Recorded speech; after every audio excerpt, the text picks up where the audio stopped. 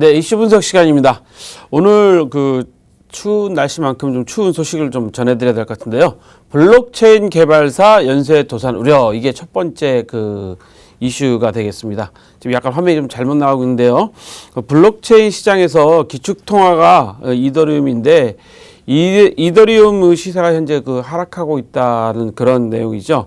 그래서 지금 문제가 뭐냐면 블록체인 시장에서의 기축통화라는 게 결국 비트코인이나 이더리움이나 리플 이런 것들이죠. 왜냐하면 이런 것들은 이미 미국 증권위원회에서 증권형이 아니라고 이제 판단을 했어요. 그래서 비트코인이나 이더리움은 미국 증권위원회의 조치를 받지 않는 그런 현재 코인인데요. 현재 중요한 거는 비트코인이나 이더리움 같은 경우에는 현재 증권형이 아닌 걸로 했는데, 리플 같은 경우는 지금 현재 소송 중이죠. 근데 많은 우리 블록체인 개발사들이 연말에 시세가 반등할 걸 기대하면서 이더리움을 갖고 있는 투자금 이더리움을 갖고 있는 걸 팔지 않았어요. 이러다 보니까 현재 문제가 좀 생기는 거죠. 왜냐하면 반등을 기대하고서 이더리움을 추가로도 샀다는 그런 프로젝트 회사들도 있다고 합니다. 그러니까 이게 문제가 뭐냐면 투자를 받을 때 전부 다 현금이 아니라 이더리움으로 받은 거죠. 근데 전 세계 프로젝트 한 5천 개 중에 약 한 88%가 현재 이더리움으로 받은 걸로 현재 추정이 된다고 합니다. 그러다 보니까 88% 같으면 거의 90%면 거의 모든 프로젝트들이 투자를 받을 때 이더리움으로 사서 이제 투자를 받았다는 얘기인데, 이게 이제 문제는 뭐냐면 이제 이더리움으로 가지고 있다가 이더리움을 팔아서 이제 운영비를 이제 채워야 되는, 그러니까 개발 비용이나 인건비나 채워야 되는 이제 문제가 생기는 거죠. 사실 자금이 필요할 때 이렇게 분산해서 투자하는 건 맞습니다. 맞는데 이게 저희는 특이하게 전부 다 이더리움으로 이제 현재 투자 유치할 때 현금을 이더리움으로 받았기 때문에 이런 문제가 생기는 거죠. 보통의 기업들도 보통 소상공인이나 중소기업 같은 경우도 은행에서 당장 자금이 필요하지 않을 경우에 은행에서 일단 대출을 받고 나면 그 돈을 갖다 다시 분산시켜서 제2금융권 저축은행이나 이런 데 다시 또 예금을 하죠. 그러면 이자율 차이로 인해 갖고 생기는 부분들을 충분히 커버가 할 수 있기 때문에 자금을 준비하고 그때 필요할 때 또 팔아서 이제 찾아서 쓰면 되는 건데, 거꾸로 말씀을 드리면 이더리움을 팔아서 이제 운영비를 마련하다 보니까 문제는 이더리움 가격이 오르락 내리락 거린다는 거죠. 가격의 변동성이 심하다, 이런 문제가 생기는 건데, 수시로 이더리움을 이렇게 그러니까 88개니까 한 4,500개 회사들이 갖고 있는 이더리움을 갖다 팔다 보니까 이더리움 시세가 오히려 더 떨어지는 거죠. 왜? 많은 부분들이 갖다 팔게 되니까 그런 부분들이 생기는 건데, 지난 1월달에 이더리움 최고점보다 한 20분의 1 정도 수준으로 지금 하락했다고 하고요. 비트코인 같은 경우도 한 8분의 1 정도 수준으로 떨어졌는데, 그러니까 비트코인은 8분의 1 됐는데 이더리움 20분의 1이니까 너무 비교가 많이 된다. 그러니까 비트코인보다 가격이 더 많이 떨어진 거에 현재 문제가 좀 있다고 좀 현재 보이는 거고요.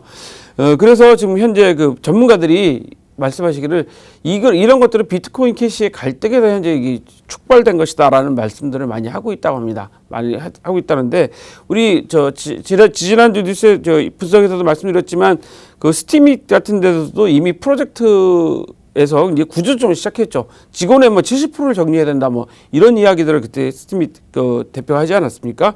결국 이런 내용들을 보다 보면 프로젝트 운영에도 정교한 좀 경영력이 필요하지 않을까라는 생각을 하지 않을 수 없게 됩니다. 그래서 프로젝트에 참가한 사람들의 이력을 좀 잘 보셔야 되고, 이분들이 정말 경영 능력이 있는가도 잘 보셔야 되는 게, 얼마 전에 국민연금도 기금을 가지고 손해를 좀 많이 봤다, 이런 이야기 뉴스들이 많이 나왔지 않습니까?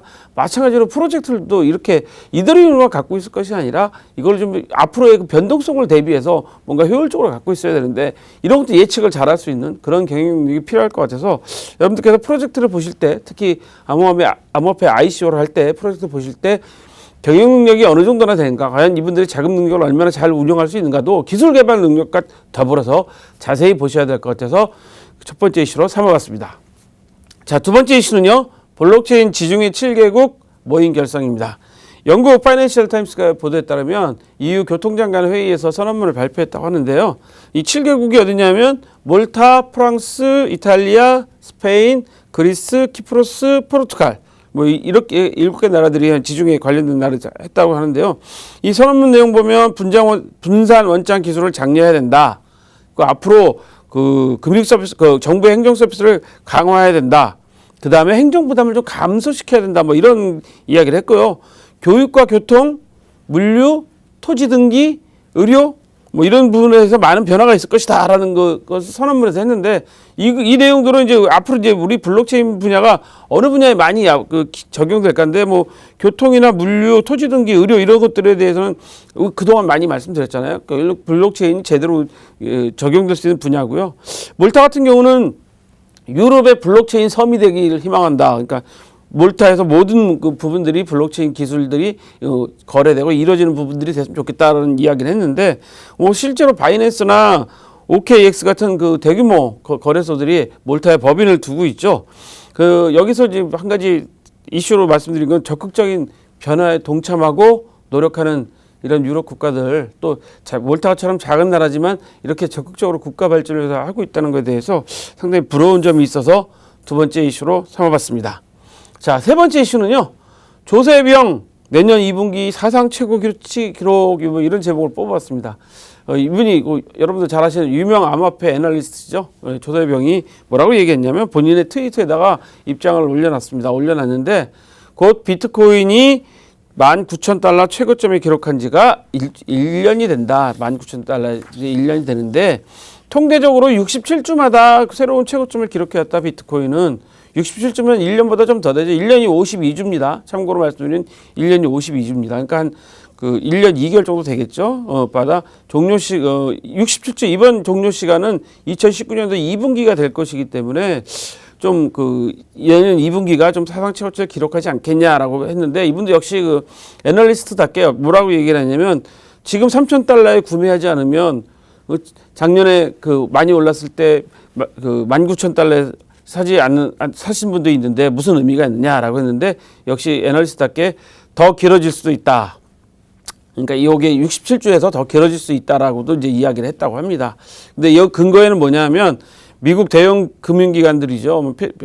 나스닥 벤처나 이런 데들이 EDX에 투자를 했다는 거죠. EDX의 거래소 대형 거래소 EDX에 미국 대형 금융기관들이 투자를 했기 때문에 그거를 근거를 이제 가지고 이야기를 하고 있는데요.